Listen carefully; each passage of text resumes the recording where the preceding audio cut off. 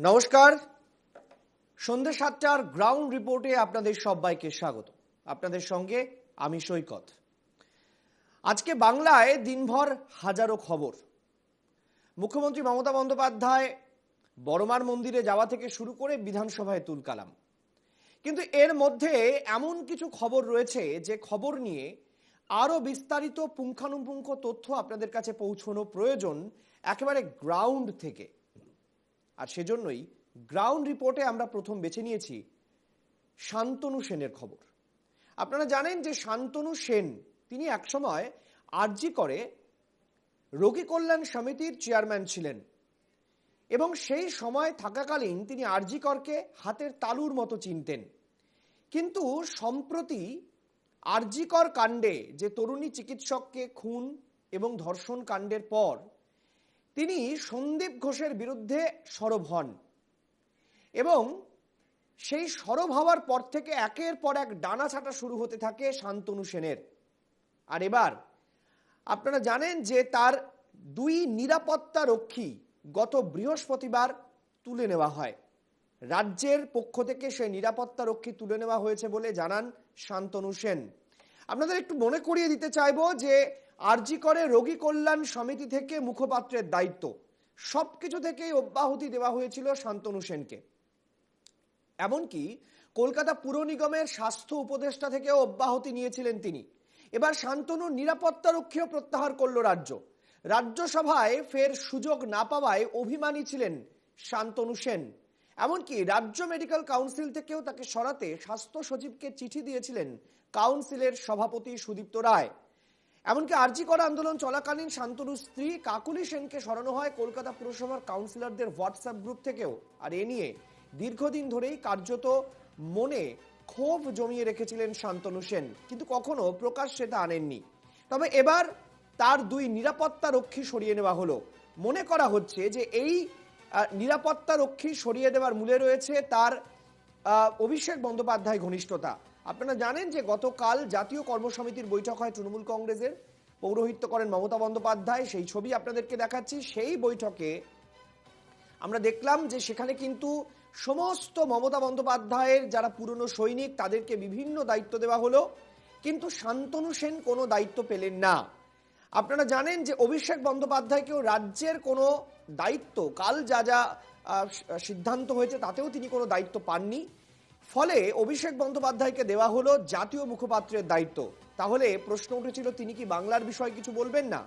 এই আবহেই আপনারা জানেন যে Abhishek Bandyopadhyay 30শে November doctors meet বলে একটি অনুষ্ঠানের আয়োজন করেছেন ডায়মন্ড হারবার তার লোকসভা কেন্দ্রে। সেখানে সেই ডক্টরস মিটের অনুষ্ঠানের যাবতীয় দেখভালের দায়িত্ব দেওয়া হয়েছে এই শান্তনু সেনকেই। অনেকে মনে করছেন শান্তনু সেনকে কার্যত ঝেড়ে ফেলতে চাইছে তৃণমূল কংগ্রেস, যদিও এ বিষয়ে তৃণমূল কংগ্রেসের কোনো প্রতিক্রিয়া আমরা প্রায় পাইনি। কি বলেছেন শান্তনু সেন? আজকে আমার সঙ্গে এ বিষয় নিয়ে তার কথোপকথন হয়েছে। কি বলেছেন শোনাই। শান্তনুবাবু, একটা খবর পেলাম যে আপনার দুজন নিরাপত্তা রক্ষী ছিলেন, সেটা তুলে নেওয়া হয়েছে। এটা কি সঠিক? হ্যাঁ, সঠিক। এটা কি কারণে হয়েছে বলে আপনি মনে করছেন? গতকালই দলের সেটা বৈঠক আমি হলো। জানি না। এটা গতকাল নয়, এটা গত বৃহস্পতিবার তোলা হয়েছে। আচ্ছা শান্তনুবাবু, অনেকে বলছেন যে অভিষেক বন্দ্যোপাধ্যায় আপনাকে 30 তারিখের দায়িত্ব দেওয়ার কারণেই কি, অভিষেক বন্দ্যোপাধ্যায়ের ঘনিষ্ঠ হওয়ার কারণেই এসব কি জানি তুলে না, নেওয়া? এসব নিয়ে আমি কিছু বলবো না।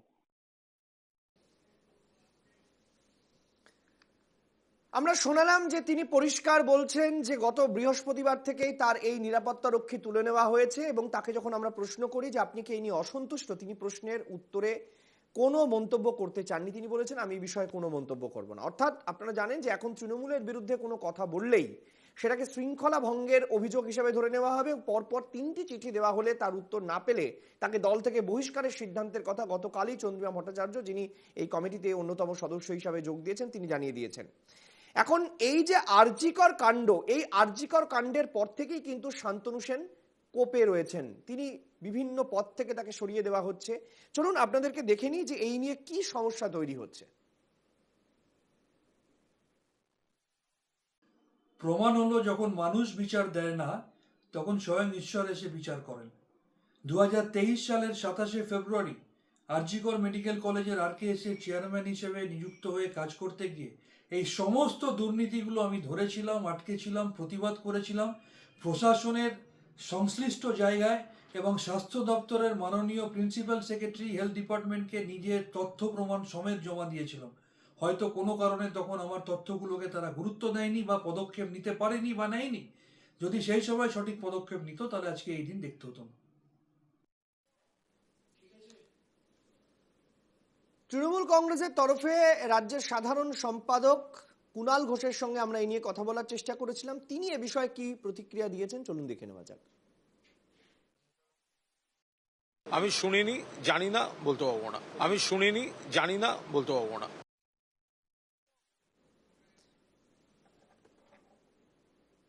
তিনি শোনেননি, জানেন না, বলতে পারবেন না, তিনটি শব্দে তিনি পরিষ্কার বলে দিলেন যে তিনি এ বিষয়ে আদতে কিছু বলতে চান না। কিন্তু প্রশ্ন হচ্ছে যে হঠাৎ শান্তনু সেনকে নিয়ে এত কড়া অবস্থানে কেন যাচ্ছে তৃণমূল কংগ্রেস? এর উত্তর শান্তনু সেন বলতে পারবেন, তৃণমূল কংগ্রেসের শীর্ষ নেতৃত্বরা বলতে পারবেন। কিন্তু আপনারা একই সঙ্গে এটাও মনে রাখবেন, জাতীয় কর্মসমিতির বৈঠক হলেও গতকালের সেই বৈঠকে কিন্তু সুখেন্দু শেখর রায়ও ডাক পাননি। তাহলে কি আরজিকর আবহেই যারা যারা মুখ খুলেছিলেন তাদের বিরুদ্ধেই কি এবার কড়া অবস্থানের পথে যাচ্ছে তৃণমূল কংগ্রেস? এই প্রসঙ্গ এই কারণে আসছে যে আরজিকর আন্দোলনের পর আপনারা দেখেছেন যে যখন আমরা পরিষ্কারভাবে দেখতে পেয়েছি যে আরজিকর আন্দোলনের পর যখন আমরা দেখলাম যে তৃণমূল কংগ্রেস ছটি আসনে 6-এর মধ্যে 6ই পেয়েছে, তাতে আত্মবিশ্বাস বেড়েছে তৃণমূল কংগ্রেসের, এবং সেই আত্মবিশ্বাসের কারণেই স্বাভাবিকভাবেই এবার কড়া অবস্থানের পথে যাচ্ছে তৃণমূল কংগ্রেস। আমরা আসছি পরের বিষয়ে। আপনাদের জানিয়ে রাখতে চাইবো যে এই আবাস নিয়ে গত কয়েকদিন ধরেই আমরা দেখতে পাচ্ছি যে সাধারণ মানুষের মধ্যে একটা বিক্ষোভের প্রবণতা লক্ষ্য করা যাচ্ছে। এই কারণে বিক্ষোভের প্রবণতা লক্ষ্য করা যাচ্ছে যে আবাস যোজনার টাকা দেওয়া শুরু হবে ডিসেম্বর মাস থেকে মমতা বন্দ্যোপাধ্যায়ের ঘোষণা অনুযায়ী, এবং সেই ঘোষণা মতো আমরা দেখছি যে পুরুলিয়া থেকে বাঁকুড়া, একেবারে মেদিনীপুর থেকে শুরু করে ঝাড়গ্রাম, সমস্ত জায়গা থেকে কিন্তু এই বিক্ষোভ শুরু হয়ে গিয়েছে। আমরা আপনাদেরকে প্রথমে জানানোর চেষ্টা করব যে এই আবাস যোজনায় কোথায় কোথায় কি কি সমস্যা তৈরি হচ্ছে। প্রথমেই আপনাদেরকে দেখাবো আমরা কোচবিহারের ছবি। কোচবিহারে আপনাদের কি হয়েছে দেখানোর চেষ্টা করব, এবং প্রত্যেকটি জায়গায় কিন্তু নতুন নতুন করে ঘটনা ঘটছে। কোথাও দেখা যাচ্ছে যে সেখানে বিক্ষোভের মুখে পড়তে হচ্ছে, আবার কোথাও দেখা যাচ্ছে যে যারা সমীক্ষা করতে যাচ্ছেন তাদের ঘিরে বিক্ষোভ দেখানো হচ্ছে, আবার কোথাও তৃণমূল নেতারা একেবারে ঘটা করে আবাস যোজনার বাড়ি নেবেন না বলে জানানো হচ্ছে। তাহলে আবাস যোজনার মধ্যেই যে সর্ষের মধ্যে ভূত রয়েছে সেটা পরিষ্কার হয়ে যাচ্ছে। আবাস যোজনায় সার্ভে করতে গিয়ে হেনস্থার অভিযোগ পঞ্চায়েত সদস্যের বিরুদ্ধে, আটক অভিযুক্ত পঞ্চায়েত সদস্য। মাথাভাঙা 2 নম্বর রুইডাঙ্গা গ্রাম পঞ্চায়েতের 10 নম্বর ডাইয়াগুড়ি গ্রাম পঞ্চায়েত এলাকার ঘটনা। হেনস্থার শিকার পঞ্চায়েত কর্মী। অভিযুক্ত মনিরুল হককে আটক করেছে পুলিশ। এই 14 নম্বর সংসদের পঞ্চায়েত মনিরুল হক আমাদের ফোন করল যে আপনি কোথায় সার্ভে করছেন। আমি বললাম যে আমি 14 নম্বর সংসদে সার্ভে করছি। উনি বললো যে 14 নম্বর সংসদের পঞ্চায়েত আমি। হ্যাঁ, আপনি বলুন কী বলতে চান। বললো আপনি যেখান থেকে আছেন এখন, সেখান থেকে এখন আমি যেখানে বলছি আপনি ওখানে চলে আসুন, আপনাকে ওইখানে সার্ভে করতে হবে। আমি বলছি না, এরকমভাবে কী করে হবে, এরকমভাবে তো হবে না, আমি আপনার কথা এখানেও সার্ভে করবো।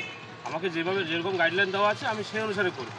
আমি যেখানে আমি শুরু করেছি সেখানে কাজটা আমি ধীরে ধীরে, আমার লিস্ট আছে, লিস্ট বরাবরে আমি সবার বাড়িতেই, প্রত্যেকের বাড়িতেই সার্ভে করব। তো উনি বললো যে না, এরকম করে হবে না, আপনি কে? তা বলছি আপনি কে, আপনি এরকম আমাকে বলতে পারেন না। বলে আমি ফোনটা রেখে দিলাম। রেখে দেওয়ার পরে কিছুক্ষণ 5 মিনিট পরেই উনি এসে অ্যাগ্রেসিভলি আসলো, ঢুকলো, আমাকে স্ল্যাং ল্যাঙ্গুয়েজ ইউজ করে গালিগালাজ করলো। করার পরে আমাকে বললো যে তুই কোন বাড়ি চিনিস, তুই কোন গরিব কোন ধনী, তুই কী করে জানিস, তুই কোথা থেকে এসেছিস, এক্সেট্রা বললো। গালিগালাজ করার পরে উনি আমাকে চেয়ার তুলে মারতে আসলো। উপরে চেয়ারটা উপরে তুলেছিল মাথার দিকে, কিন্তু আমি সরে যাওয়ার ফলে আমার হাঁটুতে এসে লাগলো। তারপরে ওকে ফোনে কি আলাপ আলোচনা করছে তা জানি না আর কি। তারপরে যা আসছে বলে তোকে কে আসতে বলছে বল, এই কথা বলছে। বলে ঠিক আছে, আমার কোনো অসুবিধা নেই, কী কী হয়েছে কি বলেন। তখন বলে যে না, করার কথা ছিল ওই দিকে, কিন্তু এখান থেকে শুরু করা হয়েছে। তাহলে ঠিক আছে, কোনো অসুবিধা নেই, সব জায়গাতে হবে আর কি, সার্ভেটা সব জায়গাতে হবে। তার জন্য কোনো সমস্যা নেই, কোনো বাড়ি আর হবে না, আজ না হয় কালকে হবে না। তারপরে দুই এক কটার বছর পরে এই যে মন্টু একটু চেয়ারটা তুলছিল, এই নিয়ে একটু একটু মানে মারার জন্য চাল তুললাম। এমনি চেয়ারটা তুলছে, মারে নাই, চেয়ারটা একটু তুলছিল এতটুকু।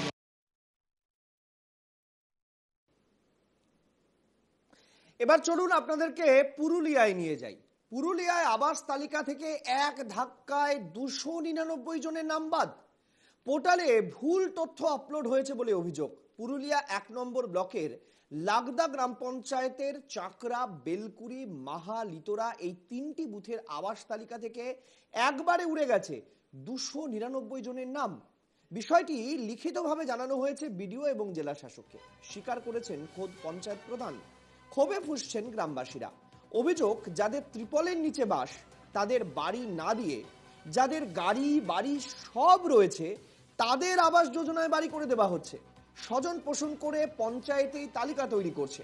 বিষয়টি নিয়ে এবার পথে নামার হুঁশিয়ারি দিয়েছে স্থানীয় বিজেপি নেতৃত্ব।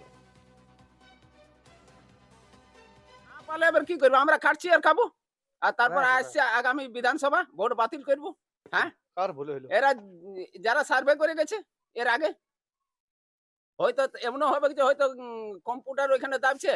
আমাদের এখন তো সব ঠিকাই কাজ সরকারের, মনে কোনো সরকারের কোনো ইয়া নাই। দেব বাড়ার আগে 5 একর জমি 2 ফসলা করে দাও। নাম তো এসেছে স্যার, নাম তো আমার ছবি করে নিয়ে গেছে, কিন্তু ছবি করে আমার তো কোনো আর ঘুরে ছবি করে নাই। ভাঙা ঘরে তো আমার খোলার ঘর, তো আমার 5 বিঘা জায়গা নাই, আমার 1 বিঘা জায়গা আছে। তুমি আর গোটা ঘাটা দেখে নাও, আর লোককে জিজ্ঞাসা করুন। পঞ্চায়েত দেখান দিচ্ছে, বলছে ওদের পাকা ঘর আছে। জমি 5 একর করে দিয়েছে, তো 5 একর আমাদের জমি নাই, আমরা খাটি আর দেখুন, কিছু বলার নেই, পুরো সিস্টেমটাই ড্যামেজ আছে। করলো কে লিস্টটা? তৃণমূল পরিচালিত পঞ্চায়েত। লিস্টটা তার ওনারাই করেছেন।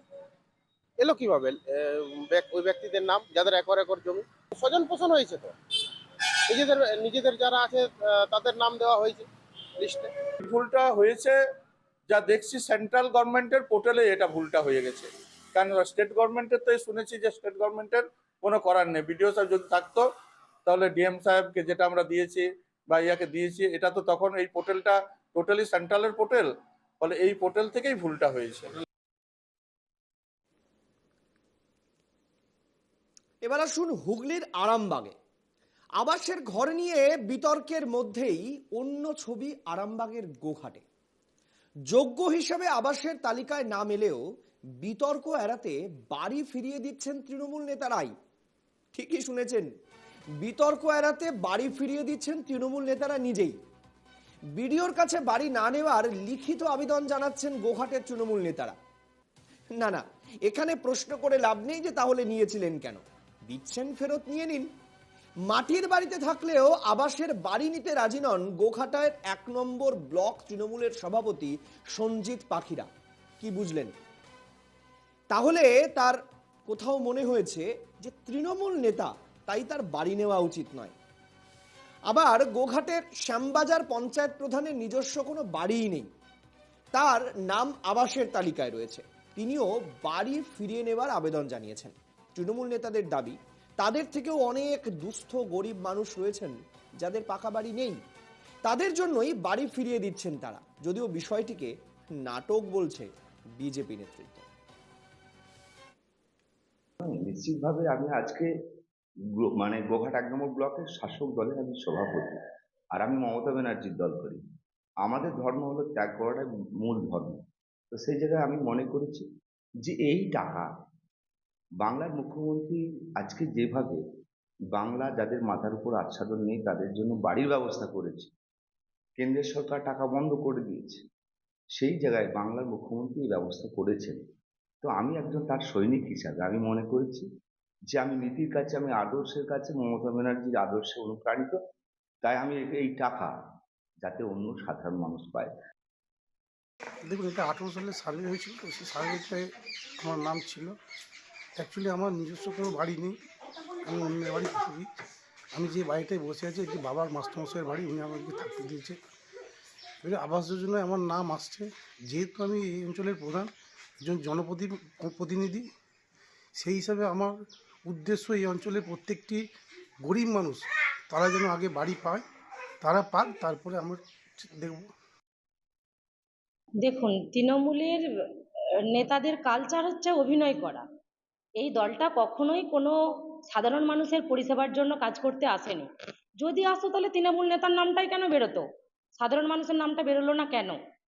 আজকে উনি যেই নাম চলে এসেছে, উনি অভিনয় করছেন, বলছেন যে আমি বাড়িটা ফেরত দিচ্ছি, কিন্তু ওনার নামের তালিকাটা গেল কেন? উনি তো এর আগে তৃণমূলের নিশ্চয় নেতৃত্ব ছিলেন। নেতৃত্বদের কাজ সাধারণ মানুষকে পরিষেবা দেওয়া।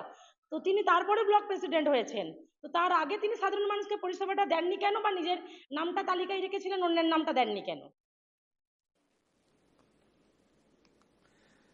এখানেই শেষ নয়, তালিকা এবার বাঁকুড়া। বাঁকুড়ার কতুলপুরে আবাস সমীক্ষা ঘিরে রীতিমতো অশান্তির খবর। আবাসের সমীক্ষা করতে গিয়েছিলেন অফিসার, আর বিক্ষোভের মুখে পড়ে সমীক্ষক দল। বিক্ষোভের জেরে সমীক্ষা না করে ফিরতে হয়েছে সমীক্ষক দলকে। কতুলপুরের ক্ষেত্রপাল পাড়ার এই ঘটনা। গ্রামবাসীদের অভিযোগ, যতবারই সমীক্ষা হয়েছে আসল প্রাপকদের বঞ্চিত করা হয়েছে। তাই এই বিক্ষোভ। প্রকৃত প্রাপকদের বাড়িতেই যাচ্ছেন না সমীক্ষক দল।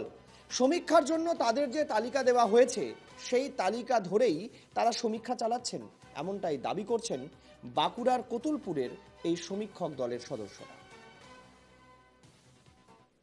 আমার জানা নাই, লিস্টে অ্যাপসের মাধ্যমে লিস্টে যাদের নাম আছে তাদেরই বাড়ি সার্ভে হবে। এর বেশি আমার কিছু জানা নাই। এর বেশি কিছু জানতে গেলে আমরা তো যে সার্ভেটা করতে এসেছি লিস্ট অনুযায়ী যাদের যাদের নামের তালিকা আছে সেইগুলোই করতে এসেছি। তো ওরা বলছে যারা একবার বাড়ি পেয়েছে তারাও বারবার বাড়ি পাচ্ছে। না, এইটা অভিযোগটা ঠিক না। তো কিন্তু ওরা তো আপনাদেরকে ধরে বিক্ষোভ দেখালো। এই বিষয়ে কথা বলে ব্লক প্রশাসনের সঙ্গে কথা বলতে হবে। পাইনি বলে তার জন্য দেখানো হলো। কাদেরকে ধরে দেখালো? কাদেরকে দেখাবো? যারা বাড়ি পাচ্ছে, যারা সার্ভে করতে এসছে তাদেরকেই দেখানো হচ্ছে। আর তারা কি চোখে দেখতে পায়নি? যারা বাড়ি পাচ্ছে তাদেরকেই বাড়ি দেওয়া হচ্ছে। কেন, কিসের জন্য বাড়ি দেওয়া হচ্ছে তাদেরকে? হ্যাঁ, শুধু বলছে যে না, আমাদের কোনো হাত নেই, আমাদের বিডিও অফিস থেকে এই নামগুলো গেছে। কেন আমরা যে দরখাস্ত জমা দিয়ে আসছি, আমাদের এখানে নেই। আমাদের অভিযোগ হচ্ছে আমাদের এই ক্ষেত্রপাল পাড়ায় প্রচুর মাটির বাড়ি আছে, ঠিক আছে? তো ঘর দিলে ওই 17টা ঘর দিচ্ছে, 17টা ঘর দিলে তো হবে নি। আমাদের এক একটা ফ্যামিলিতে 4টে 5টা করে ভাই। এবার ধরুন বাড়ি দিলে তাদের 2টো দিচ্ছে, আর বাকি যে ভাইগুলো পায়নি তারা তো ক্ষোভ দেখাচ্ছে। এই জন্য আমাদের আন্দোলন করছি যে আমাদের ক্ষেত্রপাল পাড়ায় যে মাটির বাড়িগুলো আছে সবাই যেমন প্রত্যেকে যেমন মাটির বাড়ি ভেঙে যেমন পাকার বাড়ি পায়, এর জন্য সরকারের কাছে দাবি রাখছি। 5টি জেলার খবর আপনাদের দেখালাম, কিন্তু এই আবাস নিয়ে ক্ষোভে রাজ্যের শাসক দল কি চুপ করে রয়েছেন? তারা কি বলছেন শুনুন। আবাসে এবার ত্রিস্তরীয় নিরীক্ষণ করবে রাজ্য সরকার। এসডিও, এডিএম, ডিএম স্তরে স্ক্রুটিনি হবে। যোগ্য প্রাপকদের হাতেই এই আবাসের ঘর তুলে দেওয়ার সিদ্ধান্ত নেওয়া হয়েছে। পাশাপাশি অযোগ্যদের হাতে যাতে টাকা না যায় সে কারণেই এই সিদ্ধান্ত, জানিয়েছেন পঞ্চায়েত মন্ত্রী প্রদীপ মজুমদার। যে প্রাথমিক যে সমীক্ষা হয়েছে তাতে যারা প্রথাগতভাবে নিশ্চিতভাবে প্রাপক পাওয়ার যোগ্য নয় তাদের নাম বাদ গেলেও যেখানে সন্দেহ আছে বা যেখানে বেশি রিজেকশন হয়েছে সেগুলোর অনেকটাই হোল্ডে থাকে। সেগুলো বিবেচনা করবেন উচ্চ স্তরের যারা আধিকারিক, সেটা জেলা শাসক হতে পারেন, অতিরিক্ত জেলা শাসক হতে পারেন বা মহকুমা শাসক হতে পারেন।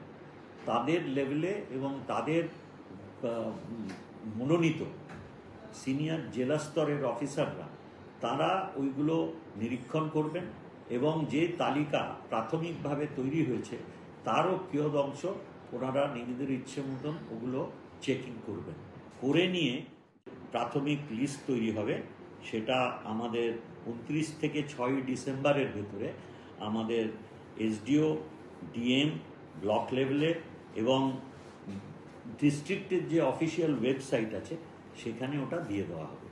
সুপার চেকিং প্রাইমারিলি যে প্রাথমিক স্তরে যে ব্লক লেভেলে চেকিং হচ্ছে লিস্টের কারা পাওয়ার যোগ্য এবং কারা যোগ্য নয় সেইটার ওপরে আবার নিরীক্ষণ।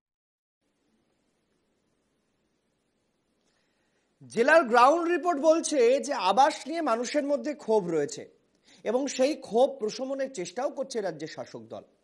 কিন্তু এই ঘা তো আর নতুন নয়। সেই একেবারে কেন্দ্রীয় সরকারের যে চাওয়া থেকে লিস্ট তৈরি হওয়া, যে লিস্ট তৈরি করতে গিয়ে আমরা দেখেছি যে একের পর এক বিক্ষোভের মুখে পড়তে হয়েছিল অঙ্গনওয়াড়ি কর্মীদের, আশা কর্মীদের, এবং অভিযোগ উঠেছিল যে তৃণমূলের লোকেরা তারা নিজেদের মতো করে অঙ্গনওয়াড়ি কর্মীদের দিয়ে তৈরি করানো লিস্ট কেন্দ্রে পাঠিয়ে সেই টাকা আত্মসাৎ করতে চাইছে। তারপর আপনাদের মনে আছে যে কেন্দ্র সরকার টাকা পাঠানো বন্ধ করে দেয় 2022 সাল থেকে। অভিষেক বন্দ্যোপাধ্যায় চলে যান দিল্লি। তিনি আবাসের টাকা আনার জন্য, 100 দিনের টাকা আনার জন্য রীতিমতো ধর্নায় বসেন, কিন্তু কেন্দ্রীয় মন্ত্রী দেখা করেননি তার সঙ্গে। তারপর একেবারে ঠিক ভোটের দোরগোড়ায় মমতা বন্দ্যোপাধ্যায় ঘোষণা করলেন যে কেন্দ্রের টাকার প্রয়োজন নেই, কেন্দ্রের জমিদারি তারা মানছেন না, তারা বাংলা আবাস যোজনার আন্ডারে নিজেরাই টাকা দেবেন ডিসেম্বর মাস থেকে। কথা দিয়েছিলেন মমতা বন্দ্যোপাধ্যায়, এবং সেই কথা মতোই, অভিষেক বন্দ্যোপাধ্যায়ের দেওয়া কথা মতোই আমরা দেখতে পাচ্ছি যে ডিসেম্বর থেকে টাকা দেওয়ার প্রক্রিয়া চালু হবে, 3 কিস্তিতে দেওয়া হবে টাকা। এখন বড় প্রশ্ন হচ্ছে, আবাস যোজনায় এই রাজ্য সরকারের বাড়ি দেওয়ার ক্ষেত্রেও যদি দুর্নীতির অভিযোগ ওঠে, সেক্ষেত্রে যে বড় অভিযোগটা সামনে উঠে আসবে যে রাজ্য নিজের টাকায় দেওয়া সাধারণ মানুষকে মাথার ঘর বা ছাদ করে দেওয়ার যে প্রতিশ্রুতি, তাতেও কি কাটমানির খোঁজ করছে তৃণমূল কংগ্রেসের নেতারা? এই প্রশ্ন যখন সাধারণ মানুষের মনে উঠছে, তখন সেই প্রশ্ন রাজনীতির বাজারে ছেড়ে দিচ্ছেন বিরোধী দলের একাংশ। যেমন দেখেছেন একের পর এক তৃণমূল নেতা তারা কিন্তু বাড়ি ফেরত দেওয়ার জোগাড় করছেন। আবার কোথাও কোথাও এমনও দেখা যাচ্ছে যে রেশন ডিলার তার 3 তালা বাড়ি করেছেন আবাস যোজনার টাকায়। শুধু তাই নয়, সেই বাড়ি দিয়ে দেওয়া হচ্ছে, টাকির ঘটনা, সেই বাড়ি দিয়ে দেওয়া হচ্ছে একেবারে হোমস্টের জন্য। অর্থাৎ এই ঘটনাগুলো সামনে আসার পর রাজ্যের পঞ্চায়েত মন্ত্রী বলছেন ঠিকই, কিন্তু প্রপার স্ক্রুটিনি কি সম্ভব হবে, এই প্রশ্ন কিন্তু স্বাভাবিকভাবেই উঠছে। আমরা এই নিয়ে যখন আলোচনা করছি, তখন আমরা অবশ্যই প্রত্যেক দিন জেলার খবরগুলিতে নজর রাখছি যে জেলায় আবাস ক্ষোভ কোথায় গিয়ে পৌঁছচ্ছে। এবার চলুন আপনাদের একটু ডেঙ্গির তথ্য দিই। ডেঙ্গি এই মুহূর্তে রাজ্য জুড়ে একটা কোথাও আতঙ্কের কারণ হয়ে দাঁড়িয়েছে, বিশেষ করে 3টি জেলা, যেমন মালদা, মুর্শিদাবাদ, উত্তর 24 পরগনা, তাতে ডেঙ্গির ভয়াবহ প্রকোপ লক্ষ্য করা যাচ্ছে। আপনি অবাক হয়ে যাবেন যে এই মুহূর্তে রাজ্যে সক্রিয় ডেঙ্গি আক্রান্ত রোগীর সংখ্যা 28,000-এর কাছাকাছি। এই জেলাগুলি হচ্ছে মালদা, মুর্শিদাবাদ, উত্তর 24 পরগনা। না, অন্য রাজ্যে অবশ্য বা অন্য জেলাগুলিতে খুশির খবর নেই, সেখানেও কম বেশি ডেঙ্গি সংক্রমণের খবর রয়েছে। যেমন ধরুন আপনাদেরকে প্রথমেই মালদা জেলার কথা বলি। মালদা জেলায় 15টি ব্লক এবং 2টি পুরসভা রয়েছে। শীতের জেলায় চোখ রাঙাচ্ছে ডেঙ্গি। চলতি বছরে এখনো পর্যন্ত মালদা জেলায় ডেঙ্গু আক্রান্তের সংখ্যা প্রায় 2,500। প্রতি সপ্তাহে মালদার বিভিন্ন ব্লকে ডেঙ্গি আক্রান্ত হচ্ছেন প্রায় কম বেশি 200 জন, যদিও গত সপ্তাহে এই সংখ্যাটা ছিল 250। চলতি সপ্তাহে আক্রান্তের সংখ্যাটা একটু কমেছে। মালদা জেলায় সবচেয়ে বেশি ডেঙ্গি আক্রান্ত হয়েছেন রতুয়া 2 নম্বর ব্লকে। এখনো পর্যন্ত আক্রান্তের সংখ্যা প্রায় 500। ইংরেজবাজার পুরসভার দাবি, পুরো এলাকায় আক্রান্তের সংখ্যা খুব বেশি নয়। মালদা মেডিকেল কলেজ সূত্রে খবর, এই মুহূর্তে মালদা মেডিকেল কলেজ হাসপাতালে ভর্তি ডেঙ্গি আক্রান্ত রোগীর সংখ্যা 9।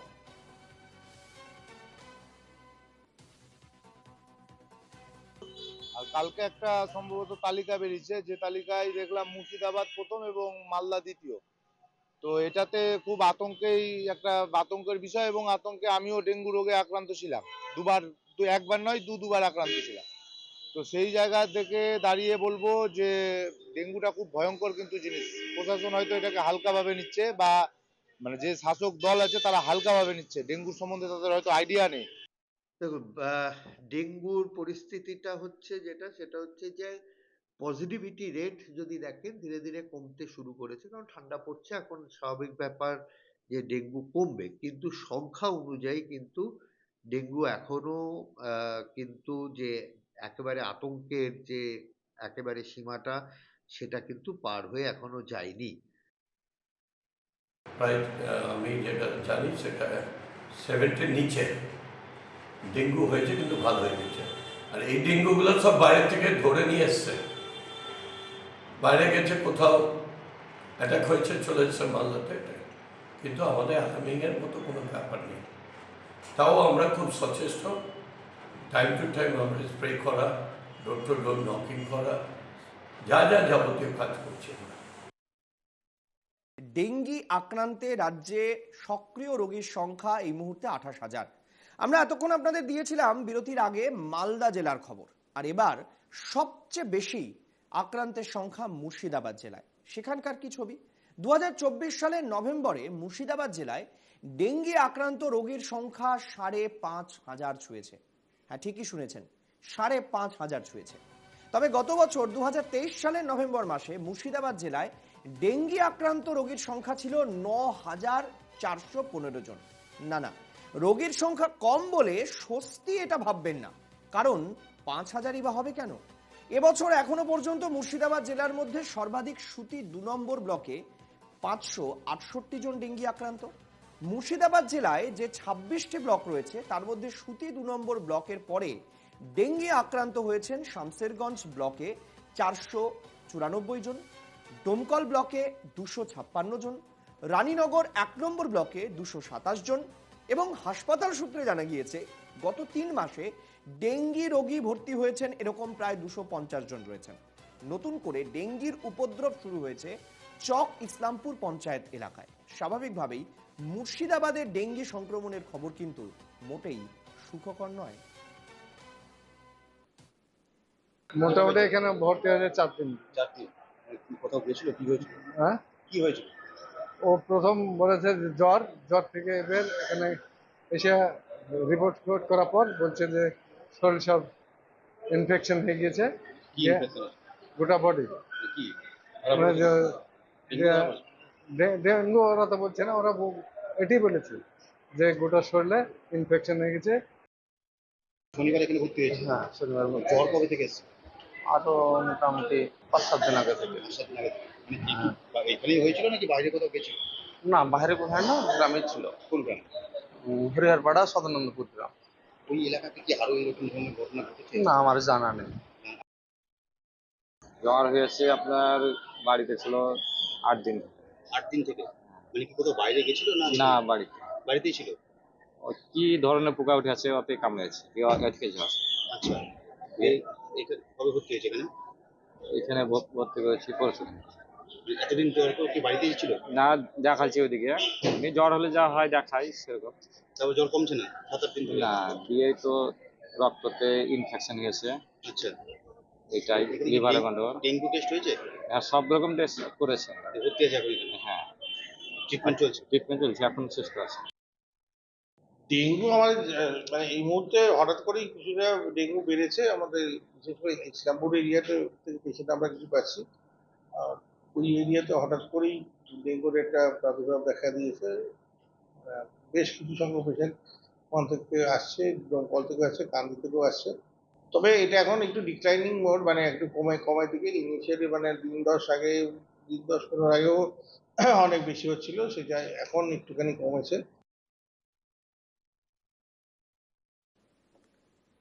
উত্তরের জেলা থেকে এবার শটান আমরা চলে এলাম।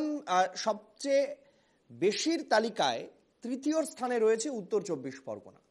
শীত পড়তে ডেঙ্গু আক্রান্তের সংখ্যা বাড়ছে রাজ্য জুড়ে। রাজ্যের মধ্যে 3য় স্থানে রয়েছে উত্তর 24 পরগনা। উত্তর 24 পরগনা জেলায় সরকারি হিসেব অনুযায়ী ডেঙ্গি আক্রান্তের সংখ্যা 2,278। ডেঙ্গি নিয়ে আতঙ্ক রয়েছে সাধারণ মানুষের মধ্যে, তবে আমরা বলছি আতঙ্ক নয়, সতর্ক থাকুন। তবে স্থানীয় পঞ্চায়েত, পুরসভা ডেঙ্গু মোকাবেলায় পদক্ষেপ নিচ্ছে এমনটাই জানাচ্ছেন সাধারণ মানুষ। ডেঙ্গির সচেতনতার জন্য বারাসাত হাসপাতালে অ্যাসিস্ট্যান্ট মেডিকেল সুপারিনটেন্ডেন্ট জানাচ্ছেন সাধারণ মানুষকে সচেতন হতে হবে। জ্বর হলেই হাসপাতালে গিয়ে নিয়মিত ডেঙ্গু পরীক্ষা করতে হবে, সঠিক চিকিৎসার আবেদন জানিয়েছেন তিনি। জেলা স্বাস্থ্য দপ্তর এবং জেলা প্রশাসন সূত্রে খবর, ইতিমধ্যেই ডেঙ্গুর জন্য সচেতনতামূলক একাধিক ব্যবস্থা নেওয়া হচ্ছে স্বাস্থ্য দপ্তরের পক্ষ থেকে।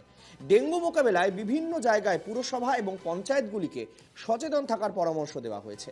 জেলা স্বাস্থ্য দপ্তর সূত্রে খবর, প্রতিবারের মতো এবারও ডেঙ্গু পরীক্ষার সংখ্যা বেশি, সেখানে দাঁড়িয়ে আক্রান্তের সংখ্যাও যথেষ্ট বেশি। ভালো ভাবছে, আমাদের এলাকা খুব পরিষ্কারই আছে, পঞ্চায়েতের পরীক্ষার কাজও চলছে, পরিষেবা ভালো পাচ্ছে। হ্যাঁ, বাড়ি গিয়ে সার্ভে হচ্ছে। জল যেন না জমে, নোংরা জল যেন না সাইডে থাকে, পরিষ্কার গুলো থাকো, পরিষ্কার। ডেঙ্গুর উৎপাত খুব। হ্যাঁ, ব্লিচিং ছড়ানো হচ্ছে, ড্রেনে আবার তোমার ওই কি একটা ওষুধপনা দিয়ে আবার মানে সব স্প্রে করছে, এখনো নিরাপত্তা আছে। আমার নিজেরই পেশেন্ট, আমার মাই আক্রান্ত, কিন্তু বলবো না পঞ্চায়েত থেকে আপনার হলো গিয়ে মাসিরা বা যারা আছে তারা যথারীতি চেষ্টা করছে এবং তারা কাজও করে, পয় পরিষ্কার যাবতীয় আশেপাশের যদি কোনো জলাশয় থাকে বা ডাবে জল ফল থাকে সমস্ত কিছুই তারা তাদের মতন কাজ করছে। বলবো না যে কাজ করছে না, তারা সুন্দরভাবেই কাজ করছে। তারপরেও ডেঙ্গু বলতে পরিষ্কার পরিচ্ছন্নতা আছে, একটু কম আছে আমাদের ওখানে। হ্যাঁ, করছে মোটামুটি। না আমাদের ওখানে তো সেরকম এখনো তো জানা যায়নি, ঠিকই আছে। 7 দিনের মধ্যে যে ব্যাপক পরিমাণে ভর্তি অ্যাডমিট হয়েছে এরকমটা কিছু এখনো পর্যন্ত আমাদেরকে কিন্তু ফিগার নেই। আছে বা এই মুহূর্তে 3টে পেশেন্ট ভর্তি আছে, ডেঙ্গু সবাই সুস্থই আছে। তবে এটা বলা যায় যে আগেও আমরা যেভাবে মানুষকে সচেতন করার চেষ্টা করেছি, এটা রিপিটেডলি আবার বলি যে ডেঙ্গু প্রতিরোধের সবথেকে বড় যে জিনিস সেটা হচ্ছে মানুষকে আগে নিজে সচেতন হতে হবে। শুরুতেই ঝড়ের গতিতে বাড়ছে ডেঙ্গু আক্রান্তের সংখ্যা। সেখানে দাঁড়িয়ে উত্তর 24 পরগনা রাজ্যের মধ্যে তৃতীয় স্থানে। আক্রান্তের সংখ্যা 2278 জন এবং সেখানে দাঁড়িয়ে ইতিমধ্যেই স্থানীয় প্রশাসন বা স্বাস্থ্য দপ্তর সূত্রে খবর প্রত্যেকটা এলাকায় তারা ইতিমধ্যে মনিটরিং চালাচ্ছে, পর্যবেক্ষণ চালানো হচ্ছে এবং প্রত্যেকের বাড়িতে গিয়ে গিয়ে সচেতনতা বার্তা সেটাও পৌঁছে দেওয়া হচ্ছে। তবে বারাসত হাসপাতালে শেষ 7 দিনে প্রায় 10 জনের কাছাকাছি ভর্তি হয়েছে, এই মুহূর্তে 3 জনের মতন চিকিৎসাধীন রয়েছে। তবে কোথাও গিয়ে এই বর্ষা শেষ হয়ে গেলেও শীতের শুরুতে ডেঙ্গু আক্রান্তে চিন্তার মাথায় ব্যথা ধরিয়েছে স্বাস্থ্য দপ্তরের এবং সাধারণ মানুষও বেশ কিছুটা আতঙ্কে। তবে দেখার বিষয় এই সমস্ত কিছু কাটিয়ে স্বাভাবিক ছন্দে কবে ফিরে বা এই ডেঙ্গু নিয়ন্ত্রণে বা ডেঙ্গু নিয়ন্ত্রণ আনতে কবে থেকে প্রশাসন আরো কি পদক্ষেপ নেয় সেদিকেই তাকিয়ে সকলে। বারাসাত থেকে দীপঙ্কর ভৌমিক, NKTV বাংলা। স্বাস্থ্য দপ্তর তো চেষ্টা করছে, কিন্তু শুধু চেষ্টা করলেই হবে না। যেমনটা চিকিৎসকরা বলছেন যে সর্বাঙ্গীন অংশগ্রহণ কিন্তু এই ডেঙ্গি কমাতে সাহায্য করবে। উত্তর 24 পরগনায় ডেঙ্গি পরিস্থিতি নিয়ে উদ্বিগ্ন জেলা প্রশাসন। চিকিৎসকরা বলছেন আবহাওয়ার খামখেয়ালিপনা এটাও ডেঙ্গি সংক্রমণ বৃদ্ধির একটা অন্যতম কারণ এবং সাধারণ মানুষের সচেতনতা বৃদ্ধির মাধ্যমেই ডেঙ্গি কমবে বলে মনে করছেন চিকিৎসকরা। পরিস্থিতি বলতে দাদা এখানে কোনো রকম মেনটেনেন্স হয় না, এই জায়গাটাতে কোনো রকম স্প্রে বলুন বা ব্লিচিং বলুন এগুলো কোনো রকম হয় না। রাস্তা প্রচণ্ড পরিমাণে নোংরা থাকে, বেসিক্যালি এই গলিটাতেও প্রচণ্ড নোংরা থাকে। আজকে একটু পরিষ্কার হয়েছে, হয়তো আমাদের মাননীয় মুখ্যমন্ত্রী মহাশয় আসবেন বলে তার জন্য হতে পারে। Total Naihati all over cleaning চলছে এটা, কিন্তু এই গলিটার যা অন্যান্য দিন পরিস্থিতি থাকে আর এখানে কোনো রকম স্প্রে হয় না, কিছু হয় না। এখানে প্রত্যেকটা বাড়ি প্রত্যেকটা মেম্বার প্রত্যেকে জানে যে এখানকার কি। বাচ্চা কাচ্চা তো রাত্রে ঘুমাতে পারে না এই মশার জন্যে। আর এই যখন ড্রেন ফ্রেন পরিষ্কার হয় না এদিকে, না এদিকে কই দেখতে আসে কি হচ্ছে না, আর কি বলবো, এটাই আছে। মশা অনেক আছে, অনেক মশা এখানে, তো এইসব পরিষ্কার হয় না কো, তা মশা তো হবেই। হ্যাঁ, তা ডেঙ্গু নিয়ে তো ভয় সবারই আছে, কিন্তু ওই মশারি খাটিয়ে খাটিয়ে শুই আমরা। পৌরসভা কিছু করছে? না কিচ্ছু না, ওই খালি দেখে যাচ্ছে, একটু জল পাতলা করে ছড়িয়ে দিয়ে যাচ্ছে, ব্যাস এই। এরকম লোকের বাড়ি বাড়ি গিয়ে সব জিজ্ঞেস করি যে তাদের জ্বর আছে কিনা, যদি ডেঙ্গু হয় তার লক্ষণগুলো জিজ্ঞেস করি, এইগুলো যদি হয় তাহলে এগুলো ডেঙ্গু মনে হচ্ছে, আপনি আগে তাড়াতাড়ি আপনি রক্ত পরীক্ষাটা করান। যদি দেখেন যে আগে বলি যে 3 দিন আপনি দেখুন, যদি জ্বর থেকেই যায় তাহলে কিন্তু আপনি আগে রক্ত পরীক্ষাটা করান। আর রক্ত পরীক্ষা করলে যদি ডেঙ্গু দেখা যায় তাহলে আপনাকে ডাক্তারকে সঙ্গে সঙ্গে আপনি ভর্তিও হয়ে যেতে পারেন বা যে ডাক্তারবাবু যেটা বলবে সেটাই হবে। যেখানে জল জমানো হয় সেটা ভালো করে ঘষে পরিষ্কার করা এবং ছাদে বাড়ির যে ছাদ এবং রুফ এবং আশপাশটা পেরিফেরি এইটা ভালো করে সপ্তাহে 1 দিন অন্তত পরিষ্কার করা। যে একটা যদি প্লাস্টিকও জমে থাকে তাতে একটু জল যদি 1 সেন্টিমিটার জল থাকে তাতেও ডেঙ্গু হতে পারে। তো সেইটার ব্যাপারে আমরা যেন স্ট্রিক্টলি সবাই যে যার বাড়িটা সপ্তাহে পরিষ্কার রাখি। এবং তার জন্য বিভিন্ন টিভি রেডিও সব জায়গায় মিডিয়াতে প্রচারও সরকার থেকে করা হচ্ছে যে প্রতি রবিবার 10 মিনিট মানে ছুটির দিনে আপনি 10 মিনিট 15 মিনিট টাইম দিন।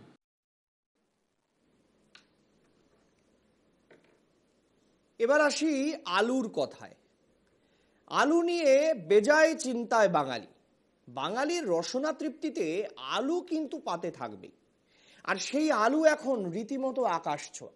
কোনো বাজারে আলু 30, কোথাও 35, কোথাও আবার নতুন আলু বিক্রি হচ্ছে 100 টাকা কেজি দরে। স্বাভাবিকভাবে বাঙালির রসনা তৃপ্তিতে অসুবিধে, তাই মেজাজ গরম। এই পরিস্থিতিতে রাজ্যের মুখ্যমন্ত্রী বলছেন যে আলু কোনোভাবেই হিমঘরে মজুত রাখা যাবে না। আলুর দাম সাধারণের নিয়ন্ত্রণের মধ্যে রাখতে রাজ্য সরকারের নির্দেশ। হিমঘর মালিকরা 26 টাকা কেজি দরে আলু পাইকারি বাজারে ছাড়ার কাজ শুরু করেছে। এর ফলে ক্রেতারা আরও একটু সাশ্রয় মূল্যে আলু কিনতে পারবেন বলে টাস্কফোর্সের সদস্য রবীন্দ্রনাথ করে জানিয়েছেন। হিমঘরগুলিতে এখনও 8 লক্ষ টনের মতো আলু মজুত রয়েছে বলে জানা গিয়েছে। কৃষি বিপণন মন্ত্রী বাচারাম মান্না বলেন, রাজ্য সরকার পরিস্থিতির ওপর কড়া নজর রাখছে। দিনাজপুরের হিরি বন্দর দিয়ে পেঁয়াজ আলু আমদানি নিয়ে ইতিমধ্যেই শঙ্কা তৈরি হয়েছে। যদিও আজ থেকেই হিলি সীমান্ত দিয়ে যাবতীয় আলু পেঁয়াজ রপ্তানি, বাংলাদেশে রপ্তানি একেবারে নিষিদ্ধ ঘোষণা করা হয়েছে, বন্ধ করে দেওয়া হয়েছে।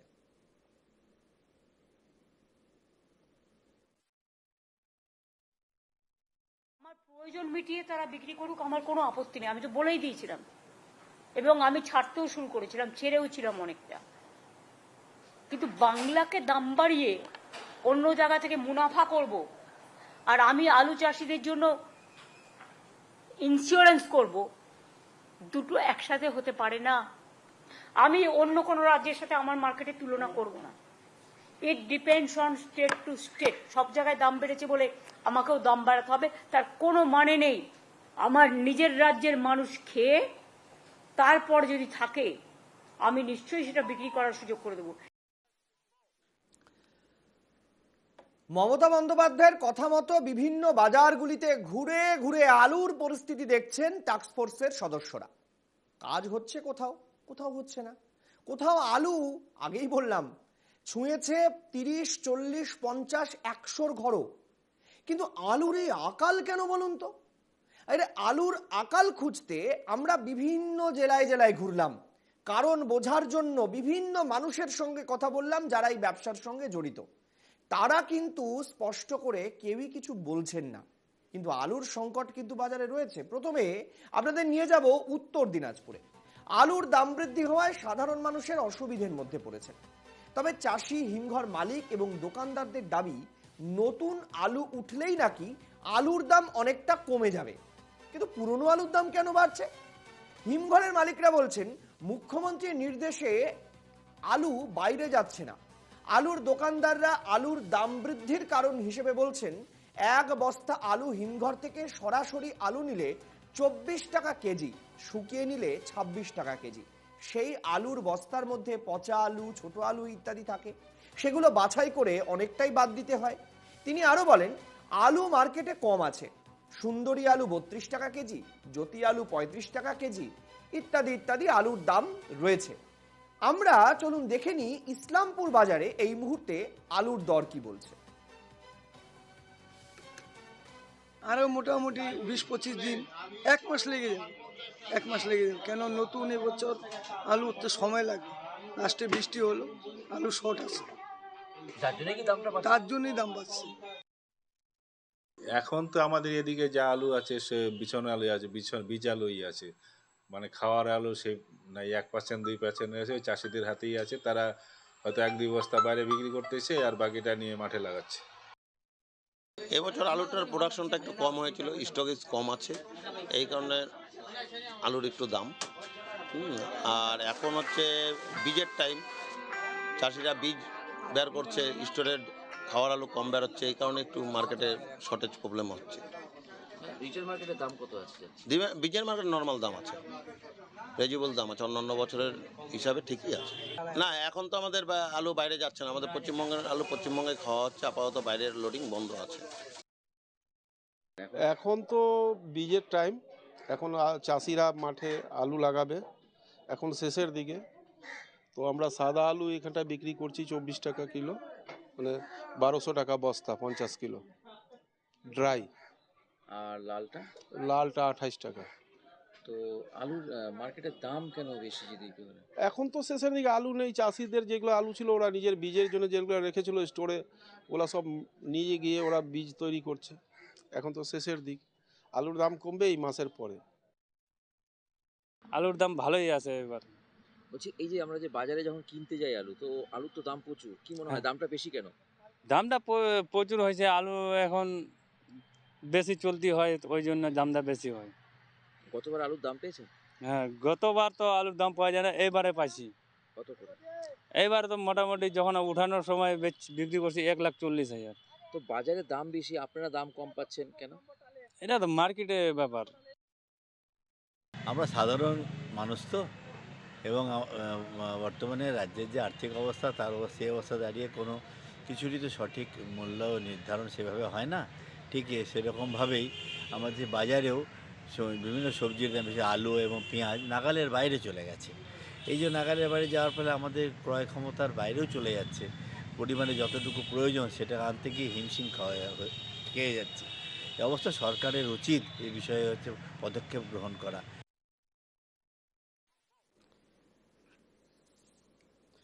উত্তর দিনাজপুরের ইসলামপুরের ছবি আপনারা দেখলেন। এবার চলুন আপনাদের হুগলি দেখায়, যেটা আলুর অন্যতম একটা ভান্ডার বলতে পারেন, যেখানে আলু চাষের একটা আলাদা কদর রয়েছে। ঝুঁকিপূর্ণ চাষ হয়ে ওঠায় আস্তে আস্তে আলু চাষ থেকে সরে আসছেন আলু চাষিরা। হুগলি জেলার সিঙ্গুর, হরিপাল, তারকেশ্বর সহ বেশ কিছু ব্লকে আলু চাষ হয়, কিন্তু বিগত কয়েক বছর ধরে আলু চাষিরা পড়েছেন মহা সমস্যায়। একদিকে যেমন বেড়েছে আলুর বীজের দাম, অন্যদিকে সারের কালোবাজারিতে সার কিনতে নাভিশ্বাস উঠছে কৃষকদের।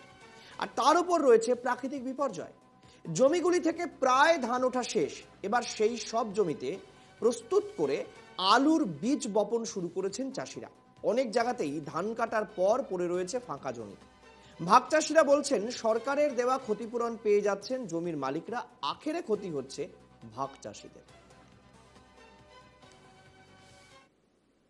এখন পুরোটাই লস, টোটালটাই লস পুরো আলু চাষে। 25,000 টাকা আজ পর্যন্ত খরচা আছে এটাই। কপায় কাটালে হবে, এটা বিক্রি করে পয়সা হবে আমাদের। বসাতেই 25,000? হ্যাঁ, 25,000 চলে গেল বসাতে।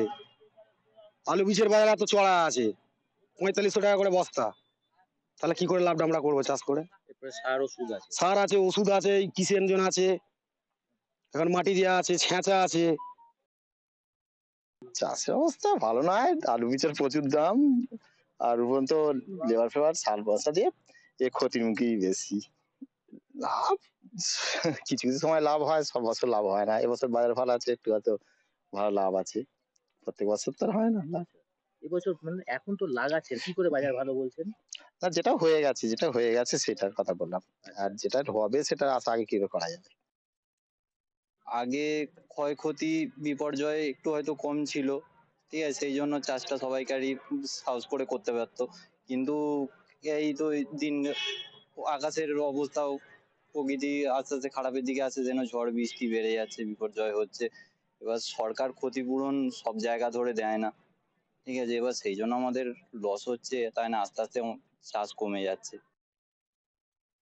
মমতা ব্যানার্জি বলছে ঠিকই, কিন্তু কি বলবো বলুন তো, এবার চাষিদের যা খরচা, এখন বর্ষাদাররাও চাষিদের থেকেও কিনছে ঠিকই, কিন্তু ওরাও আবার চড়া দামে একটু দিচ্ছে, ঠিক আছে, সেই জন্য মার্কেটে এই জন্য হাই এত। আপনারা নিজেরা রাখেন না কেন? আলু রাখি, এবার কি বলুন তো, এবার চাষিরা হচ্ছে ছোট এবার কখন কি দাম কমা বাড়া করছে, চাষিরা যে বেঁধে দেখবে সেরকম ক্ষমতা চাষিদের থাকে না। আলু চাষ করে লাভ হচ্ছে যদি সারের দাম, বীজের দাম যদি যখন দাম উঠবে তখন দিদিমণি বা ট্রান্সপোর্ট করে ফোর্স না পাচ্ছে বাজারে। সারের দামটা যখন নিয়ন্ত্রণ করছে না, কালোবাজারি হচ্ছে। সার কিনতে গেলে কপার দিব, এটা নেই ওটা নেই সেটা নেই, পাবো না, তাহলে ব্ল্যাকে কিনতে হচ্ছে প্রথম কথা। তার লেবারের যা দাম বেড়েছে, কস্টিং যা পড়েছে, তাতে কিন্তু লাভ হওয়া শক্ত হচ্ছে। তারপর আছে প্রাকৃতিক বিপর্যয়। তাহলে প্রাকৃতিক বিপর্যয় যখন জল ঝড় হচ্ছে ক্ষতি। আমি তো মূলত আমি চাষ করছি, আমি ভাগে জমি বা লিজ নিয়ে করছি, আমি কিছু পাচ্ছি না, কিন্তু যার জমিতে কাগজপত্র আছে সে হচ্ছে চাষি খাতে, তার নাম আছে, সে ক্ষতিটা পেয়ে যাচ্ছে।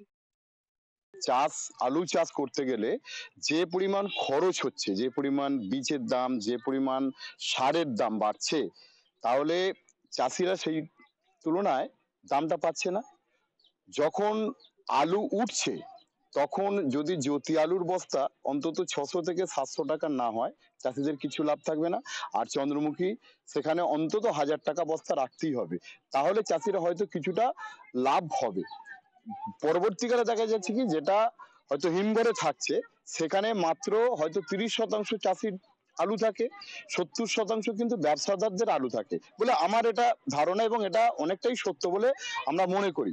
তা সেক্ষেত্রে যে দেখা যাচ্ছে এই আলুর দাম, আমরা চাইছি না আকাশচুম্বী হয়ে যাক, কিন্তু এমন কিছু করা উচিত নয় যে যেখানে চাষিরা আজকে মাঠে মারা হয়ে যাবে। হট করে চাষির আলু যদি বাইরে যাওয়া বন্ধ করে দেওয়া হয়।